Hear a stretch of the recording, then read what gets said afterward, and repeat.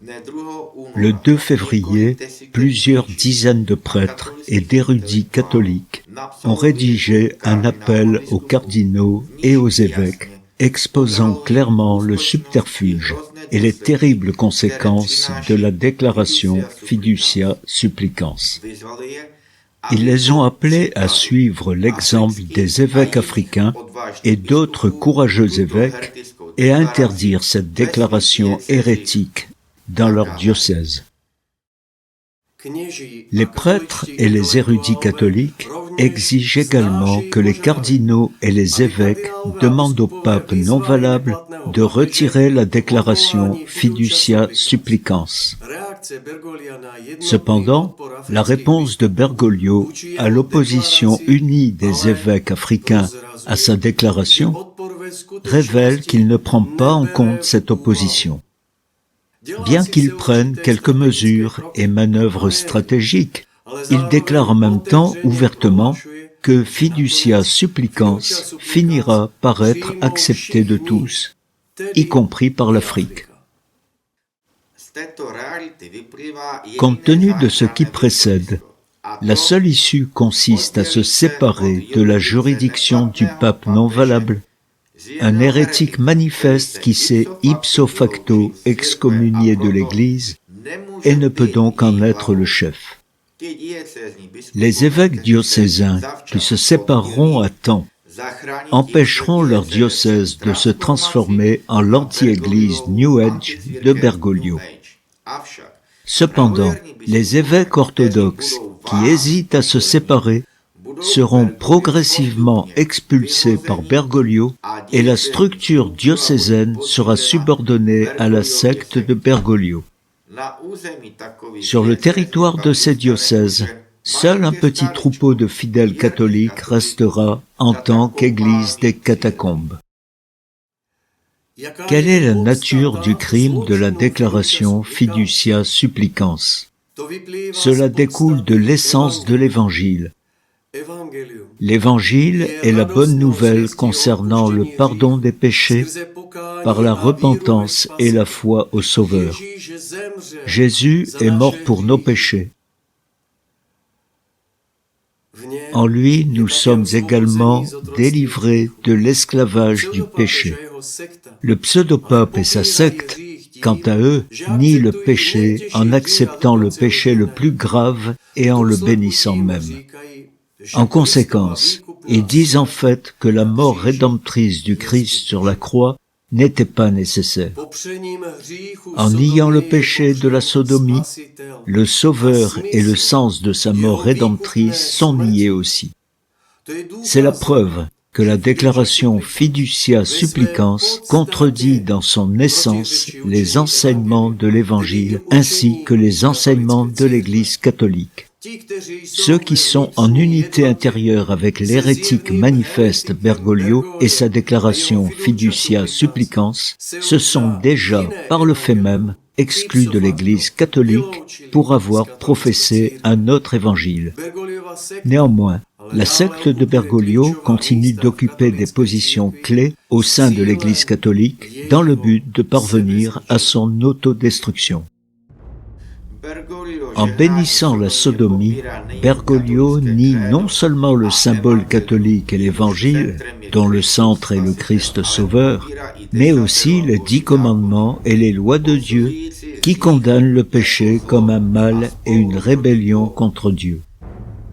Ainsi, en niant le péché, la déclaration Fiducia Supplicans rejette la repentance salvatrice, nie le Sauveur et, en même temps, l'essence même de l'Église. La secte de Bergoglio n'est en aucun cas l'Église catholique.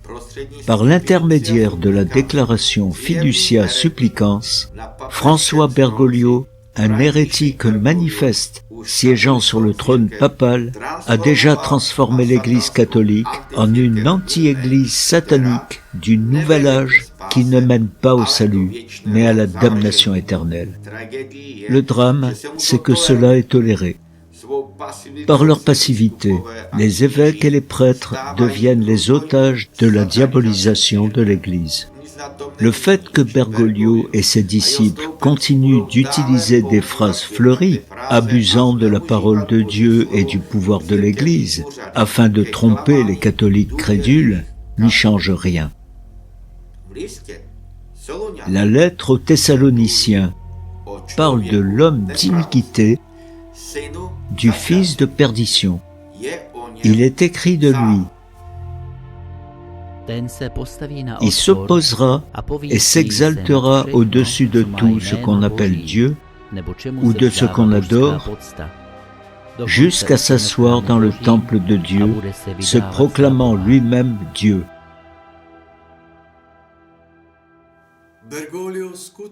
Bergoglio s'est véritablement installé dans le temple de Dieu, c'est-à-dire à la tête de l'Église catholique, et avec sa déclaration fiducia supplicans et son motu proprio ad theologiam promovendam, il se révèle être Dieu le législateur.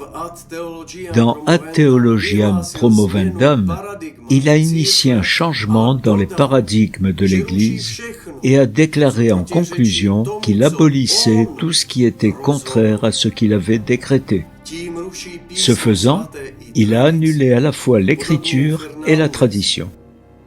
De même, dans un communiqué de presse du dicaster du 4 janvier, Fernandez divinise Bergoglio en déclarant: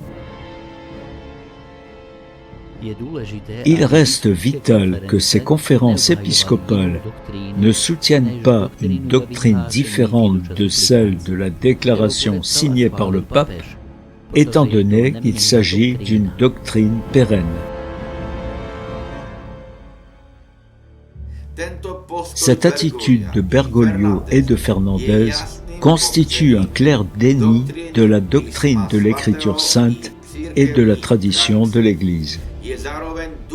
C'est aussi la preuve que Bergoglio se considère comme Dieu, c'est-à-dire comme un nouveau législateur capable d'annuler les commandements de Dieu et l'évangile du Christ et de bénir une iniquité que les Écritures qualifient d'abomination. Celui des successeurs actuels des apôtres, c'est-à-dire l'évêque, qui ne se séparera pas, lui et son diocèse, de Bergoglio et de sa secte malgré tout, n'aura plus de justification devant Dieu. Il sera tenu pour responsable d'avoir abandonné les âmes qui lui ont été confiées à la merci de l'Antéchrist. Chers cardinaux et évêques, vous vous trouvez dans une situation dans laquelle vous devez franchir une étape radicale et salvatrice de séparation. Vous serez soit des héros, soit des traîtres. Il n'y a pas d'autre alternative.